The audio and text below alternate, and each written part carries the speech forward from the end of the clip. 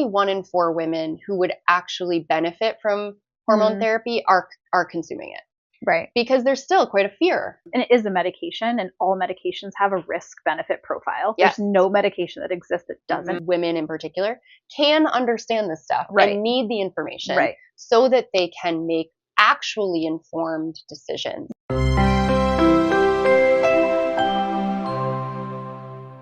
We rolling? We're rolling. All right. Hi. Hi. As promised, here we are. Here we are. Talking about the ins and outs, certainly not comprehensive, but some a little bit more education and knowledge around hormone replacement therapy, HRT, commonly called HRT.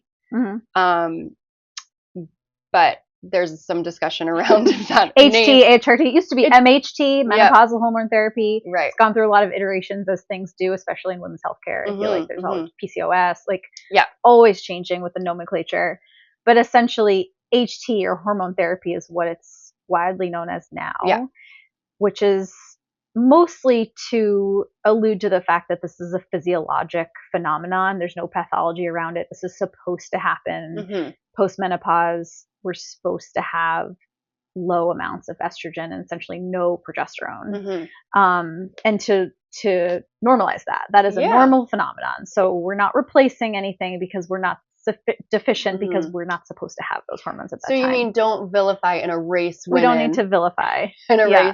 Vilify menopause and erase women after. Right. menopause. And I don't think that was really the intention of saying replacement therapy, but that's besides the point. It gets a little, we're in the weeds. In the weeds already. Get out of the weeds. As a culture, we're in the weeds. Yeah. But hormone therapy is what is accepted as a general term. Great. I think it's still. I like it. It feels therapeutic. It feels, like it's going to be helpful. Sure. So been around for a while. Yeah. We've gone through some iterations and some ups and downs. Well, actually, I learned this recently, the first prescription of estrogen therapy for the treatment of menopausal symptoms was in the 1940s. I had that too. I found that too. Yeah. First FDA approval was in Crazy. 1942. Yeah. And we didn't study it until the 90s, but that's fine. Not surprising. Not at all surprising. Right. The way females are underrepresented in research, health research. Became more widely used and prescribed in the 60s. But then in the 70s, there was a dip because they were using primarily estrogen, and they were finding endometrial cancer risk increases. So that led to the discovery and the implementation of coupling estrogen with progesterone of some sort. Progestin, synthetic progestin, right? Nicole's very patient with me because I always get this wrong. They're not the same, and it's not widely understood. You say it fast. Progestogen encompasses all of those things. All of those things. But discovering that particularly in women with uteruses, they need progestin. Specifically, progestin. Right. As well as estrogen. It's essentially because estrogen is what we make physiologically in a normal ovulatory cycle. Estrogen is what dominates the follicular phase, and it's what's building the uterine lining. So if you have unopposed estrogen, then you have the signal build without stabilization and shedding of the lining. So the lining then grows out of control, it essentially. Becomes hyperplastic and then potentially dysplastic, which is precancer. So it was just bound to happen at some point. Right. Yeah. Right. So corrected for that, and then prescribing resumed. Yes. And was that way until 70s and 80s it was huge, and just generally understood that this promoted women's health and prevented chronic disease. Yeah. In addition to treating symptoms. Yes. Which symptoms of menopausal symptoms, which vastly improved women's quality of life in that era of their life. Yeah, absolutely. But then screeching halt. So were you going to talk about the Women's Health Initiative study? I was just leading into that. So it really went on like that. The study began in 1991, I believe. And the reason why it was started was basically that we don't have any data to back up this thinking that we have. So let's make a study designed to prove that estrogen replacement therapy improves outcomes for women, specifically with cardiovascular disease. So this decreases morbidity, improves health in that specific area. Very specific to the cardiovascular benefits. Yes. So that was meant to be a long-term study. And then the researchers brought it to a halt in 2002, reporting that increased risk. It actually showed an increased risk of breast cancer specifically. Yep. Well, let's break down the study a little bit, like the arms of it. Why did we get here? Yeah. So there were two arms of the study. One was for people with a uterus. And so this was well-established science that you needed progestin to protect the uterus in the event of estrogen therapy. So there's one arm, placebo-controlled. The whole thing was double-blind, placebo-controlled. One arm, estrogen, conjugated equine estrogen, and medroxyprogesterone acetate, which is a synthetic progestin, versus placebo, getting nothing. The other arm is women without a uterus that just got estrogen, CEE, versus placebo. And it was designed because they were looking at cardiovascular disease, right? We have to pick a population that's going to potentially be affected by cardiovascular disease and actually measure deaths. So they picked an older cohort. The average age was like 65 of women that were enrolled. And there were women in their 80s in the study. So you're talking about a period of time of life where cardiovascular disease the risk is higher anyway as we move Which was through the point, time. Right. And the women were generally relatively asymptomatic. They didn't have those vasomotor symptoms, the hot flashes, the night sweats. Menopausal symptoms, yes. Because they were well past. Well, they were well past, but also it was designed that way because they didn't want to have people drop out. So if you give somebody who's having really bothersome vasomotor symptoms a placebo and they've been previously receiving hormone therapy, they're going to know that they're not getting the drug. Something's changed. And their quality of life is so bothered by this that they're going to drop out. And so it was designed in a way to show outcomes quickly because, yes, it was a long form study, but it was really only intended to be like 7 to 10 years. And so they had this population that was well past menopause and this population that really didn't have symptoms. So it was really not the population that HT is intended for. Right. Whatsoever. And that we can extrapolate these major findings from accurately. Right.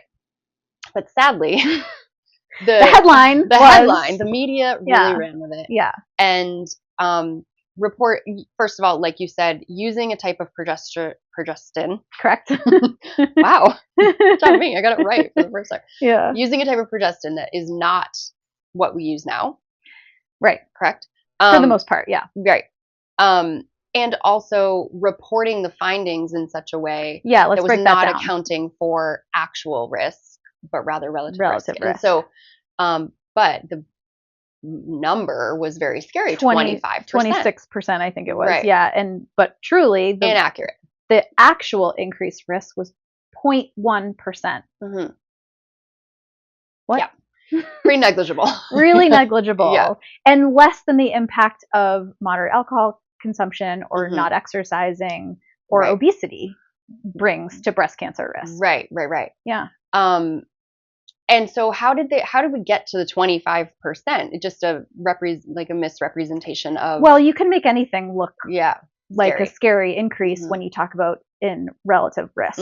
So I could be quoting this incorrectly, but I believe the increase was from baseline risk of like just risk per year of being a person in that age. The risk of getting breast cancer was 30 in 10,000. And the increase in the estrogen and progestin arm, just that arms, by the way, was to 38 per 10,000. So that's only in the arm with the women with uteruses. Yes.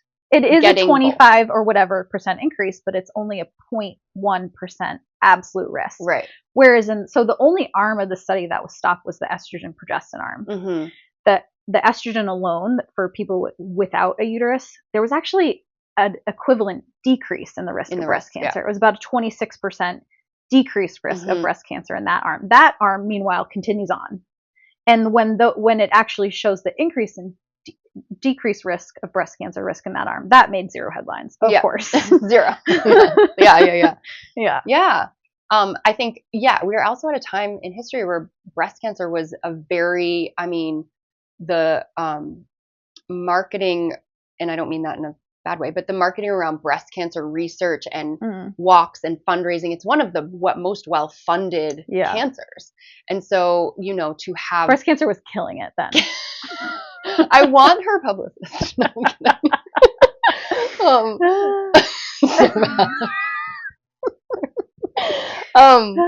So all of this is to say, and we can break this study down even more at some point if we could talk about it for so long. We could talk about it for so long. Let's pivot, but let's use it to give some context. Yeah. Therefore, was a generation really of women happened to be in that age range of perimenopause who it was like an absolute no. Hard no on hormone therapy. And there was also a bit of an increased risk in stroke, I believe. And it was because they were using oral estrogen, conjugated equine estrogen, and medroxyprogesterone acetate, which is just like, it does. So oral estrogen, yes, it does increase the blood's ability to clot. But we don't generally use that anymore. We use transdermal estrogen. Right. And the Premarin, you taught me this. This is fun. Something mares, like pregnant mares urine. They collect. That's how they named Premarin, which is one of the main. Yes. So I was reading that in horses, given that they're different species, they have like 21 different types of estrogen. So many. And which is why it's still there's no generic form of it, because who the heck knows what's even in there? They can't replicate it in a lab. Yeah. And human women make 3 different types. So that with already, the 4th with a little star next to it. There's a fetal estrogen that happens. Okay. Yeah. Either way, there's a great difference in the type and amount of different kind of forms of estrogen if you're receiving estrogen that's essentially from a horse versus what is bioidentical to there's nothing bioidentical about Premarin at all. Yeah. So but this is set us up for this conversation where I know in both of our practices we've seen women who have had great struggles through that period of their life, who were kind of going through. We're only just now recovering from the effects of this study in the way that it was reported. Yeah. So so now here we are, where there's a lot more conversation around hormones and how to navigate perimenopause and menopause in a way that feels like we're actually centering a woman's quality of life at all. Sure. Right. And let's remove the medical provider as gatekeeper to be able to access these therapies. That's why there's so much democratization of medicine now, with people being able to advocate for themselves and get what they need, because it's freaking capitalism sometimes gets me. Oh, yes. Well, I mean, big blanket statement. We live in a culture where our healthcare system is very much tangled up in our capitalistic structure, which the power dynamics. It requires that we as consumers, or people who care about our health, we have to be educated and weed through the marketing and the kind of the stuff that it's always going to drive us to consume. That's the nature of a capitalistic framework. And so when it comes to our health and pharmaceutical, what a big business that is, we are then incumbent. It's important for us to be asking questions. And that's why one of the main drivers of why we're here doing what we're doing. We want and believe that people, in our case, women in particular, can understand this stuff and need the information so that they can make actually informed decisions about what they want to do. So that they're not also becoming victims to this wellness industry, this bottomless pit of predatory marketing from celebrities, and here's this magic herbal pill that you can take that's gonna do all these things that has nothing to back it up. It's there's got to be some sort of happy medium between. And to know what to look for, to know be mindfully consuming, mindful consumption. Absolutely, we have to consume and educated. Right. So we're really moved to try to make that a little bit easier. It's really the definition of body literacy in our mind. With why body literacy? Well, because you can connect a little more with with the internal workings of your body, and then the output is I can then more intentionally and mindfully choose, and that changes through a lifespan, right? Yeah. We're dynamic and we're changing and ever evolving. And for women in particular, this phase is a phase where there has been very little education, and they're navigating it in a lot of ways kind of blind. Right. And so, because a lot of providers still are afraid to touch it. Well, and that was one of my questions to you. How much of, I read a statistic that said still today, only 1 in 4 women who would actually benefit from hormone therapy are consuming it. Right. Because there's still quite a fear around it based on the time in history where we had a I don't think practitioners I don't think there's been a concerted effort around demystifying this for the consumer. I think we're like in our medical educations, we're learning like the true safety of this medication, and it is a medication, and all medications have a risk benefit profile. Yes. There's no medication that exists that doesn't have that. But I don't think that we still have in our minds breast cancer risk. And it's really not a well-founded statement at all. Right. It's untrue. It's untrue. Yes, yeah. It's actually untrue. Yeah. Because it's reasonable to be afraid of breast cancer. It's that's reasonable. Yeah. But the number 1 killer of women is cardiovascular disease. Yes. And this more recent research, more modern research has been pretty strong that it is used, hormone therapies are when timed and properly executed, decrease that risk. But still not indicated enough on its own. Yeah. There have to be symptoms happening, which is, I don't know if that will change ever, but the only, in terms of like primary prevention of chronic disease, the only thing that estrogen replacement therapy is approved for is osteoporosis. Right. For people at risk. There's still a very strong discouragement from prescribing estrogen to prevent cardiovascular morbidity, which I don't understand. Yeah. I just it's don't frustrating. understand. Because there's a lot of menopause practitioners out there that will die on the cross of like, you'll find an estrogen patch on me in my tomb till I die. When I die. Like, I will be taking estrogen until I die. And there's this like, there's still, even though we know the safety of it, there's still this voice that's like, prescribe the lowest dose for the least amount of time, most effective dose for the least amount of time. And that's really, I feel like that's really damaging too. Yeah. It's understood that 5 years is really safe. And 5 years from? For 5 years of being on hormones. And then to start tapering. But really, there's no evidence to show that there needs to be a hard line to stop. And as long as continuing the therapy is really improving quality of life and the person is okay with the risks. Yeah. And that's primary. It's like people can decide for themselves whether or not they're okay with 0.1% of a risk of an increase of breast cancer each year. And so like, if you present a full picture of what the risks and the benefits are, if the person decides I'm comfortable with this, which is such a important, concept in any taking of any prescription, implementing any practice. Informed consent. It's right. And it's like we as individuals are responsible for assessing our risk tolerance. Right. Well talked about. Your provider doesn't know you as well as you know yourself. Yeah. Like they can help guide you through the algorithm of decision making. Exactly. Right. Absolutely. But that is something I think like as individuals, we need to take responsibility in finding good sources of information, collating that information, and then deciding for ourselves what we want to maybe try or what we want to steer clear of or what have you. And so what are some of the quality of life benefits that you've seen in women who are using hormone therapy?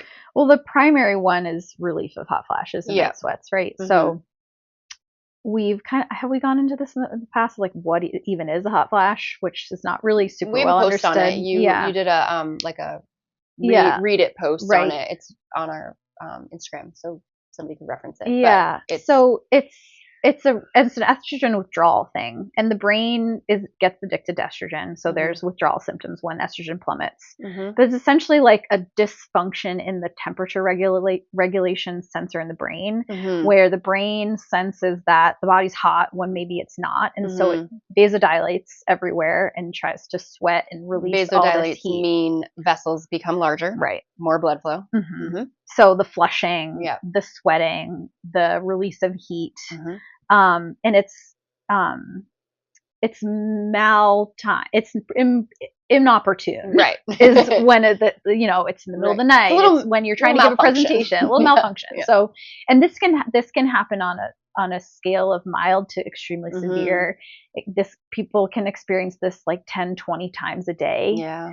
That's definitely like debilitating. Yeah. And it's like, it impacts quality of life in terms of like ability to interact socially, but it's also like, it can really disrupt sleep. And we know how important sleep is. We don't need to go into that in this talk right now. It's kind of outside of our scope, but like brain fog, irritability, energy. All symptoms that women often report during and around menopause. Yeah. And so there is the question of like, is that because of lack of sleep, which it could be, or is it actually chicken like and brain egg situation? Function? And that reminds me of like that thought of, we all think of estrogen as a sex hormone. We think of progestin as sex hormones, testosterone. But they've been relegated to sex hormones and like reproductive oriented. But it's becoming more talked about that these are neuroendocrine hormones. So we're affecting many other systems other than just the reproductive. And so the impact to some of the we've talked about the muscle relationship for sure. We've talked about that. So yeah, it's just a nice, like, when I read that, I was like, yes, we need to start talking about it as a neuroendocrine hormone, including the reproductive system, but it's not only there. Right. Yeah. So there's the hot flashes, there's this insomnia, the irritability. Some women report like this just complete fully consuming like rage, like why am I so angry all of a sudden when that wasn't my baseline before? Yeah, that's true. And relationship dynamics can be affected too. For sure. And then there's the vulvovaginal symptoms that also impact the relational dynamic. I see women a lot for those. Yeah, so painful sex, recurrent UTIs, leaking, just changes to the vulvar integrity, integrity and just the architecture, clitoral shrinkage, like decreased sensitivity on the one hand, but also increased pain on the other. Yeah. Just the tissue, really vaginal tissue is maintained by estrogen. That's what keeps it like youthful and juicy, supple. And so when that plummets, it's like becomes like sandpapery almost. Yeah, very friable, dry. I'm a huge fan of lubricants, having sex at any age, at any like amount of wetness or whatever. But for sure, women post-menopause absolutely need that. And there is this reported lack of libido, which is chemical, but it also makes sense because if it's not comfortable, who's going to feel like having it's a self-fulfilling prophecy. Yeah. Right? And for those type of symptoms, there's the local like kind of cream or ointment based estrogen, which is really tablet safe. Form too, vaginal tablets. Oh yeah, you can,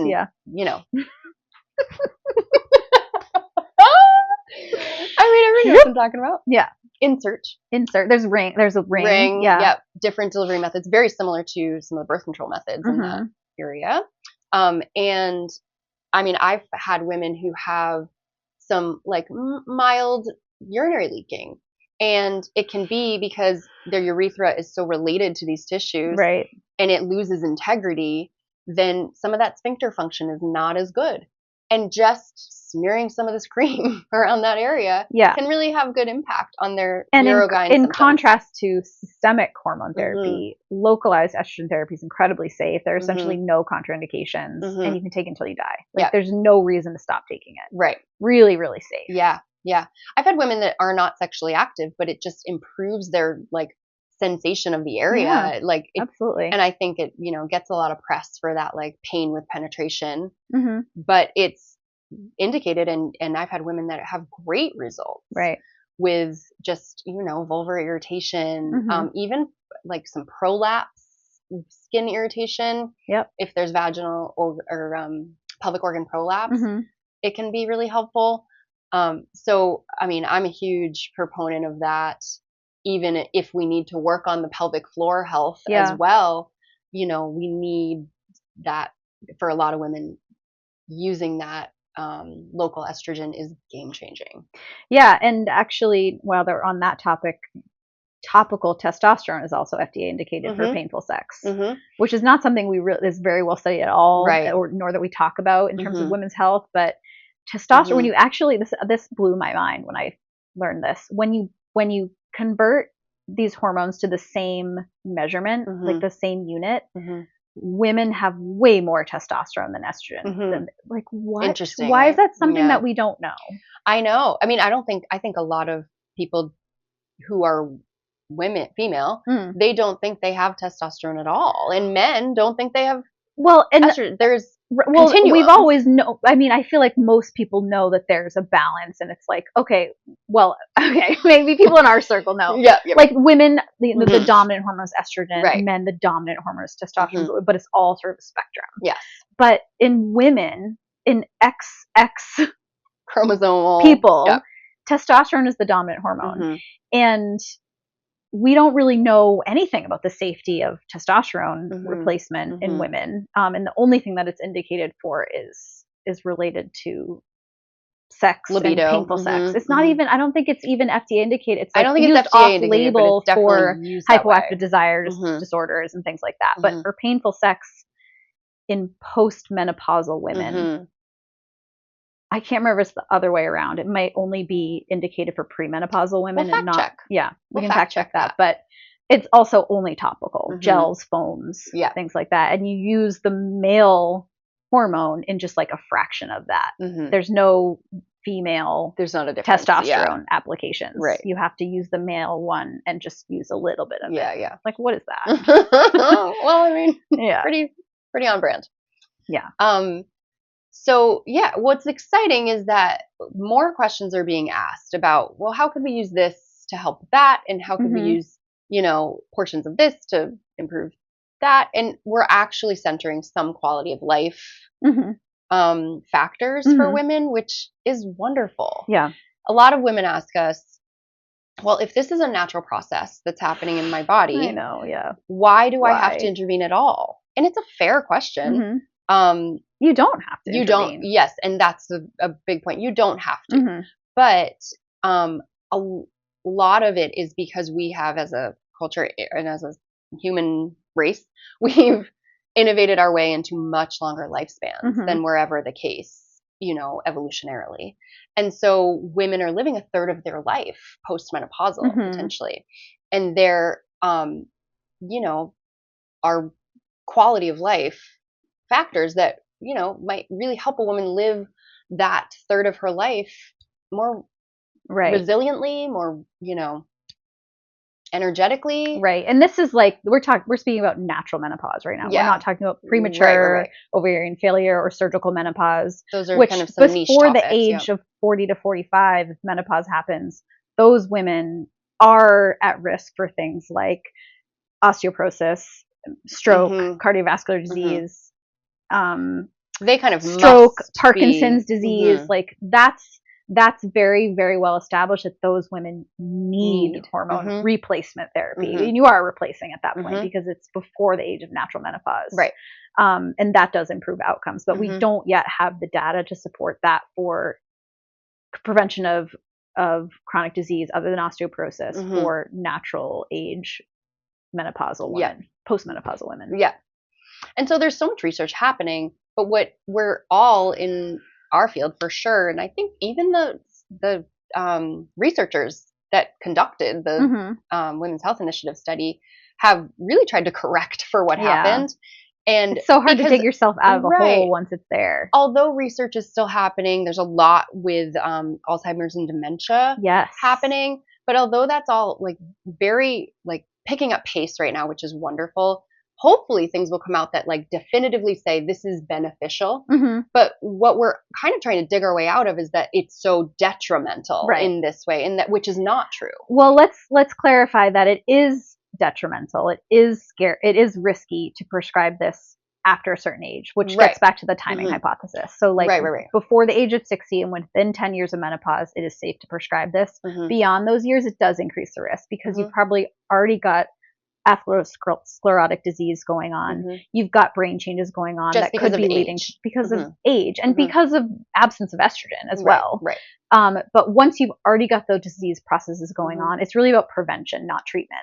So like if there's somebody who's, you know, at risk for dementia and then they're starting to show signs, estrogen is not going to do anything for that person. But if they had this risk and you started it early on, there is emerging evidence to show that this could improve brain function and brain health later on. May play a role in prevention of some of those. Prevention is the key. Prevention.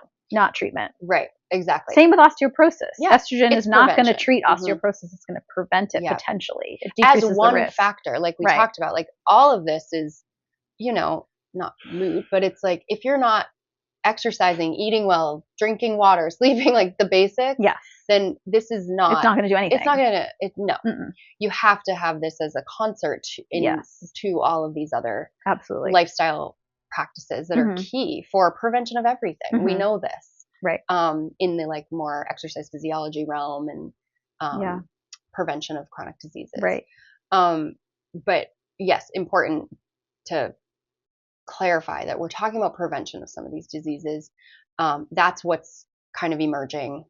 Not treatment, but that like reporting of like it being such a high risk of causing breast cancer is what we're trying to come kind of dig out of. Which is great that there's more conversation around that and women entertaining the idea of investigating what might they be a candidate for, and most women are a candidate for some form of, and ultimately being able to make that choice themselves. Absolutely. And the other thing that we want to mention is that menopause, perimenopause, it varies greatly from woman to woman. And so we're really wanting to look at specific symptoms per woman and how a particular type of hormone therapy may improve those symptoms. And then we're looking at symptom resolution as a measure of if those therapies are helpful. There isn't like a blood test. And I think there are blood tests, but it's not evidence-based to check hormone levels. Definitely not in perimenopause because you're getting a snapshot of something that is chaotic. Well, even in menopause, it's never appropriate to base dosing on hormone levels. Because they're going to continue to fluctuate day to day, week to week, month to month, even in menopause and post-menopause. And so that's a whole industry of hormone testing. Important. That's a place where there's some wellness industry, expensive testing happening. That there really is no evidence and to support. Compounded products, which are not FDA tested for safety whatsoever, and are individualized. So let's target your therapy to you. There's no evidence to support any of that. And yes, it comes from a place of like this emerged out of there being a gap where women weren't getting what they needed, but really now that's changed a lot. There's a really wide range of dosing from like incredibly small, you know, and it's encouraged that people start at a lower dose but to see what's effective and to titrate based on symptoms. So there's no need to then double check your math with hormones that really hormone testing that don't really give us a full picture. You'd have to wear like a glucose monitor for hormones and see what your graph is doing over time. That doesn't exist. You know, we don't have the technology for that. But that would be the more appropriate way to look at patterns of hormones through this process. But meanwhile, even in that process, the body is fluctuating in a very chaotic and unpredictable, in an unpredictable way, as it kind of adjusts to this like state of deficit. And even in the first year or so post-menopause, like you're still going to have random surges of estrogen and maybe even release an egg every now and then. Like you're not completely devoid of follicles. Flipping a light switch off. So there may be times in that first year, especially where you have increased endogenous estrogen that I'm making of myself, and you could have periods of of symptoms related to excess estrogen. And so we jump always with hormone therapy to estrogen, but that's not actually the only, you don't have to start there. You can, especially in those first years or so, like the first, the year prior to and the year post that menopause moment. Yeah. Some women really benefit from progesterone alone, bioidentical progesterone alone, which is taken orally. Yeah. And that can really relieve a lot of symptoms for people. Such the same symptoms? Yeah, same symptoms. Sleep, hot flashes, irritability, brain fog, and is really safe. Yeah. Like there's not, I don't know off the top of my head of any contraindications that any person has for bioidentical progesterone. And most people tolerate it really well. Yeah. Yeah. What would you say is like, do you think there's, are practitioners well versed in the nuance of hormone replacement, or is there kind of like, oh, here's a patch? I think the guidelines are pretty clear on like what you're supposed to use. I think providers who were trained in a time where, Premarin and MPA were the things that are used, maybe not so much, but it's really not recommended anymore that those are used. It's really transdermal estrogen. I mean, there's still a choice, and there's the oral estrogen is certainly higher risk, but it's not like it doesn't exist. It's not like it's not FDA indicated or approved. Yeah. But I think it's very clear around progesterone that really MPA doesn't have a strong safety profile, is associated with the increased risk in breast cancer, and actually has a clotting profile risk as opposed to bioidentical progesterone. And there's also IUDs. MPA is the progestin that was used in the study. Yeah. Not and what it's we use used now. in large doses, and it's just, it's not as safe of a med. Yeah. And bioidentical progesterone is made in a lab. It's not like human, it's synthetic, but it is bioidentical. It's the exact same molecule. It's made to molecularly be the same as what the body does. And it's not associated with the increased risk of breast cancer. But IUDs as well, for people who don't tolerate oral progesterone. The IUD, really the progesterone has lots of potential benefits, but what we need it for is protecting the uterus. And the IUD does that. Yeah. And that might be a good option for somebody who's not great at remembering to take a pill or want to just have the simplicity of it. Yeah. So, the patch is kind of a bummer too. You have to change it like every 3 days. Oh, wow. 3 or 4 days. It's that frequent. It's twice. It's like 2 patches per week, essentially. It's not like you just leave it on, like with the birth control pill. You leave it on for 7 days. You rotate it around. It's very frequently they have to change it. What would you say is the point at which a woman who, like, what's the catalyst for a woman to be starting to talk about this, starting to, is it the first hot flash you ever have? Is it the, like, I don't think it's ever too early to start talking about it, because you want to get your provider's like take on it, like what's their feelings on it, because you need to know if you need to explore other options, or like you need to educate them a little bit on what it is and what it's treating. But like if you start to notice changes in your period, is that a good time? So you can start hormone replacement therapy prior to the final menstrual period, but really it's uncontested that you can start it as soon as you are post-menopause. You can't diagnose that until 12 months after the final menstrual period. The standard is 12 months after the final menstrual period. Yeah, and women because a lot of times you'll have another period and then the clock resets. Yeah. But women may be having some fairly significant symptoms, hot flashes, night sweats, things like that, prior to that demarcation of 1 year. Yeah, and so the question is like, do we do birth control or do we do hormone therapy? And that's not really very well, there's not a clear answer on that. You can transition seamlessly from birth control to hormone therapy. Sorry, I had to, it's okay, shift around. Poor sore hip. You get comfy. I don't have a clear answer on that specifically. You can start hormone therapy during perimenopause. I think it makes sense. The average age of menopause in the U.S. is 51, 52. So I think, especially for women who are like have a hormonal IUD and they're like, I don't know. Yeah. Taking that, 52, 53, 54, somewhere in the 52 to 55 range would be a really reasonable time to start. Okay. Yeah. And it's almost as if choices that a woman makes about her body should be between her practitioner and herself. Yes. Even in this realm, almost as if. Yeah. Well, it's good.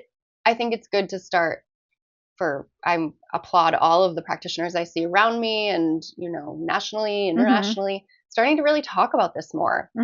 And, reporting on what the promising findings might be and looking and investigating and learning, even though we might not be at the FDA approval level yet, it's nice to start to kind of understand what it actually is. And we use things off label all the time. Yeah. There's an understanding that this medication can improve outcomes for women. And there was a study, the nurses study, that was done sort of at a similar timeline to WHI, but a little beforehand, that looked at these nurses. I don't know why it was specifically nurses, but one arm did hormone therapy and one arm did not. And the hormone therapy arm, the cardiovascular disease was decreased by 50%. Yeah. It's like very significant numbers. Significant. And it wasn't as large of a study as WHI, but that's pretty promising. Absolutely. Absolutely. And I want to read it. Just like, what were the ages of the women? What were we correcting for some of the flaws of the WHI study? It predates WHI. So it was even but it was an appropriate age cohort. I do know that. It wasn't women who were in their 70s. And yet we don't hear about it as much as we hear about this other scary, inaccurate finding. But yeah, I mean, there's a lot of promising research. Definitely, we were just learning from this neuroscientist she's really doing the research. She was like, well, I was looking for research. Mosconi, yeah. She's like, I was looking for research because her original area of interest is in Alzheimer's and dementia. Yeah. And then she found that there was a great relationship with menopause and the topics around menopause. And so she was like, well, let's look into what's out there. And there wasn't anything. And so she started. Shocking. I know. I think she's at Columbia, but she's Italian in origin. But her lab is really like pioneering a lot of the studies around brain health and hormone replacement. It's awesome. Yeah, it's really good. The challenge is she was talking about, like, there's a real difference in tissues. Like, receptors on a lot of tissues are really different than trying to get something that will cross the blood-brain barrier. Sure. It's mostly beta receptors in the brain, right? Yeah. So, but she was talking about, the importance of bioidenticals in that science, kind of progressing, is that the body recognizes and opens receptors to this molecule versus something like a horse thing. There wasn't even as good of uptake because the human body doesn't recognize it. If you think of a cell receptor as kind of the gate and the molecule as the key, there has to be a fit. And so, she's looking into a lot of the different types of estrogen and like what types of receptors exist in what tissues. Right. So interesting stuff. And there's like a lot of energy around it. And I think it's wonderful because, women in this, like we talked about, in this age are forgotten and sort of like relegated to the side because they're no longer of reproductive age. And so therefore they have not received really the healthcare around this time that they should. And so, no. I fundamentally reject it. Right. And it's like there's all this evidence, like, yes, it decreases this. Yes, it improves outcomes around this. But don't use it, though. Yeah, don't. Don't use it. Scary. Not yet. Maybe soon. But, Yeah. And, we're always trying to educate women about the why behind what we're promoting, which is, we are definitely promoting the learning so that you can advocate, ask questions of your practitioners. But we're not providing medical advice necessarily in this context. No, we're not. No, but everything's very individualized. You have to go through, like, my note template for somebody who's interested in HT is so in depth, and there's so many calculations that go into it. It's really, you have to go really into the family history. Yeah. And it's not a decision that should certainly be taken lightly. No, yeah. But it is something that I think every woman, in their 40s should start to think about and consider, and start talking about. Or certainly in their 50s too. But I don't think you're thinking about it too early if you start now. Right. What we are saying very firmly is that women of as soon as possible of every age should be strength training.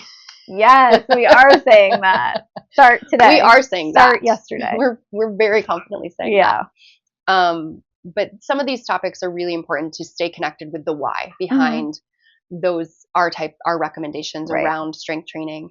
And it's not like, we've talked about this before, but it's not like strength training is the only movement practice that is out there. It's just the one that not enough people are doing. So we're trying to not enough women are doing, particularly in that menopausal age range. So we're trying to promote it for those reasons, and because there's a lot of efficacy in the research around how important that is for all the same things that hormone therapy is important for. Right. And really low risk. Right. And it has to kind of go back to why would I do this if it's a natural phenomenon, if I'm supposed to have these low hormone levels? It's well, yes.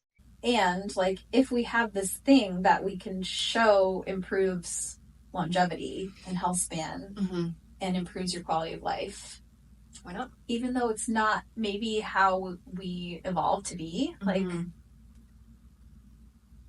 yeah, why not? I know, totally. And for me, it kind of falls in that category of applying caveman practices to us now. Right. We're not there anymore. No. We're here now. And so we need to look at I'm all for natural processes as much as possible, but there is a place and a time for some of these interventions to have better lifestyle, more longevity, and longevity meaning number of years, sure, quality of years. Yeah, and thinking about it as a bridge between two periods of life. Yeah. The reproductive years to the postmenopause. This can be a bridge to ease that transition, and also great byproduct is promoting outcomes. Yeah. Health outcomes. Yeah. And we'll keep everybody updated, but hopefully it looks promising that we'll start to see some outcomes that do,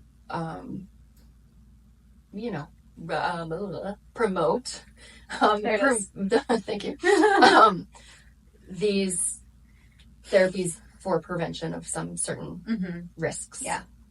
I feel positive and hopeful about that. But in the meantime, we do know that movement practices, good nutrition, sleep are related to decreased risk of some of those. And if you're interested in finding a provider near you that could potentially prescribe these things too, if your primary or your GYN isn't comfortable, there's the North American Menopause Society does have a directory of practitioners, and this is not comprehensive. There are practitioners like myself who's not certified, although I'm working on it. You're in process. I'm in process. I'm not certified though, but I still provide hormone therapy. But that's just a good jumping off place to know, okay, this is a person who's going to be at least friendly in this area, and I can have a conversation. Yeah. Because practitioners are humans, and they've also been part of a culture that has a lot of fear around this. And medicine is such a malpractice. It's a scary place to be sometimes, to be a healthcare provider. And fairly litigious. Yeah. It's very litigious. It is very litigious. And there's this is not a sophisticated term, but there's a real need often to cover one's ass as a practitioner, as they say. So, but you do want to kind of find a practitioner that matches your kind of level of interest, for sure. Yeah, for sure. So, well, great. Thank you. Yeah. Just a wealth of knowledge about this. Yeah, I'm sure there'll be questions after this topic. So, just leave a what comment. Do they say? Slide into the DMs? Oh, no. Drop a comment below if you have a question. You can reach us that way, or certainly find us on Instagram. Absolutely. And if you have other ideas of topics you want to hear more from us in the future, definitely. Yeah, give us a little jingle. And a little update. We are making progress in the design of our signature Foundations of Strength training. Coming all things in summer. So, super psyched. Okay. Thanks. Till next time. Appreciate you. You're brilliant.